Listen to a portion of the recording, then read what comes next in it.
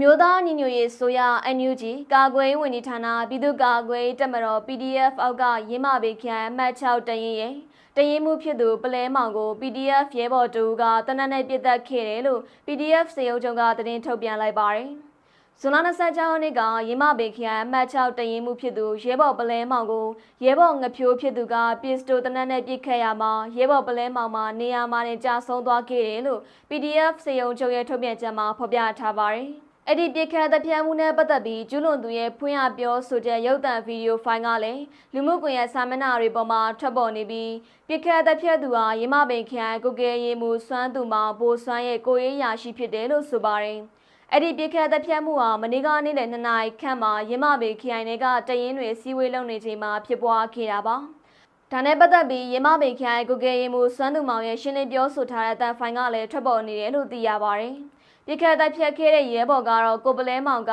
ရင်းမပင်ခရိုင်ကိုကဲရင်မှုစွမ်းသူမောင်ကိုလှုပ်ကြံဖို့ငွေပေးနှိနှိုင်းတာတွေလှုပ်ဆောင်ခဲ့ပြီးတော်လန်ရင်ကိုတစ္ဆာဖောက်တာကြောင့်အခုလိုပြစ်ခတ်ရတာလို့ဆင်ခြင်ပေးပြောဆိုထားပါတယ်။အဲ့ဒီပြင် NUG ဆိုရကာကွယ်ဝင်ကြီးဌာန PDF စေယုံချုပ်ဘက်ကတော့ကျူးလွန်သူရဲဘော်ကိုလက်နက်ဖြုတ်သိမ်းပြီးရင်းမပင်ခရိုင်ကစစ်ဌာနချုပ်ထောင်မှာဖမ်းဆီးထိန်းသိမ်းထားပြီးဖြစ်တယ်လို့ထုတ်ပြန်ထားပါတယ်ရှင်။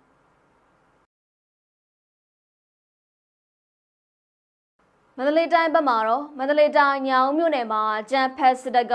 လက်နက်ကြီးနဲ့ပစ်ခတ်တိုက်ခိုက်တာကြောင့်ကလေးငယ်တို့သေဆုံးခဲ့ရတယ်လို့ KPG Update News ထုတ်ပြန်ချက်နဲ့ဒေသခံပြည်သူတွေရဲ့ပြောပြချက်အရသိရပါတယ်။မနေ့ကဇွန်လ26ရက်နေ့နေ့လယ်ပိုင်း12နာရီခွဲခန့်မှာတောင်စင်းရဲစခန်းကနေဂျမ်ဖက်စစ်သားတွေကချောင်းဝရွာ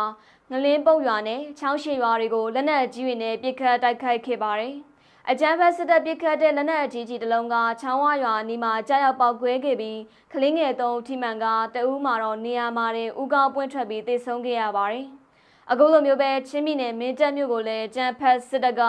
လေရင်နဲ့မနေ့ကမနက်ပိုင်းကနေစတင်ပြီးစတိုက်ပုံကျဲတိုက်ခိုက်နေတယ်လို့ဒေသသတင်းရင်းမြစ်တွေစီကနေသိရပါတယ်။မနေ့ကနေ့လယ်3နာရီကျော်ခန့်ကနေစတင်ပြီးမင်းတပ်မြို့အနီးကိုနေပြည်တော်အင်လာလေတပ်ကနေတက်လာတဲ့ဂျက်ဖိုက်တာတစ်စီးက